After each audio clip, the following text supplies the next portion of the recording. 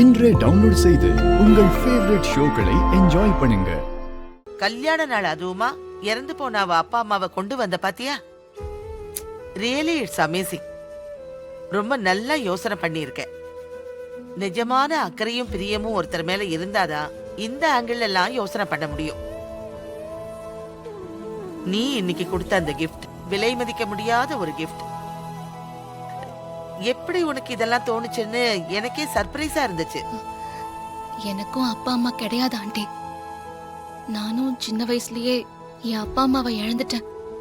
அதனால அந்த இழப்போட வலி எனக்கும் நல்லா தெரியும்.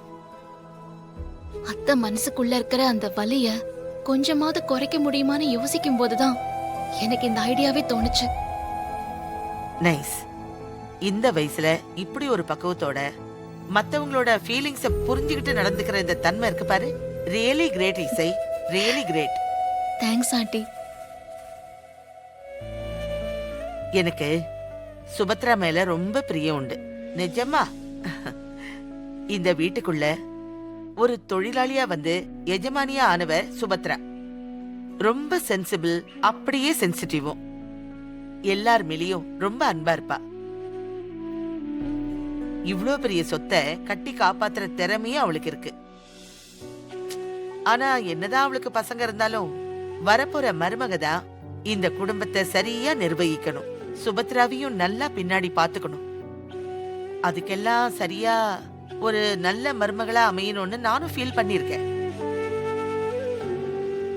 ஆனா நீ ரொம்ப ரொம்ப சரியான மருமகளா இந்த வீட்டுக்குள்ள வந்து சேர்ந்திருக்க. இனிமே சுபத்ரா நிம்மதியா இருக்கலாம். ஆண்டி ரொம்ப ரொம்ப தேங்க்ஸ் ஆண்டி. நீங்க என் மேல வச்சிருக்கிற நம்பிக்கையை நான் காப்பாத்துவேன். உன்னை பாக்கும்போது எப்படி இருக்கு தெரியுமா? பல வருஷங்களுக்கு முன்னாடி எங்க இருந்த சுபத்ரா இருக்கா பாரு, அவளை பார்த்த மாதிரியே இருந்துச்சு. இந்த குடும்பத்தை இனிமே நீ நல்லா பாத்துப்பேங்கிற நம்பிக்கை எனக்கு இருக்கு.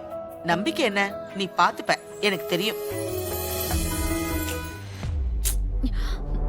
என்ன ஸ்டேஜ் அது? இவ இப்படி ஸ்கோர் பண்ணிட்டே போறோம், நம்ம இப்படி வேடிக்கை பார்த்துட்டே இருக்கோம்.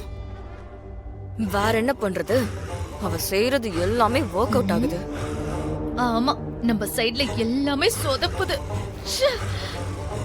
இருடி இசை, இனிமே இந்த ஸ்ரீஜா யாருன்னு காட்டுறேன். நீ ரொம்ப நல்லா வருவே இசை. ஆண்டி என்னை இப்ப ஆசீர்வாதம் பண்ணுங்க ஆண்டி. இருக்கட்டும் இருக்கட்டும், நீ நல்லா இருப்பம்மா. சந்தோஷமும் செல்வாக்கும் எப்பவும் உனக்கு கூடிக்கிட்டே இருக்கும். Thanks aunty. இந்த குடும்பத்தை வழி நடத்தி இதை விட சிறப்பா கொண்டு வருவேன். நல்லா இருமா. நான் வரட்டுமா? சரிங்க ஆண்டி.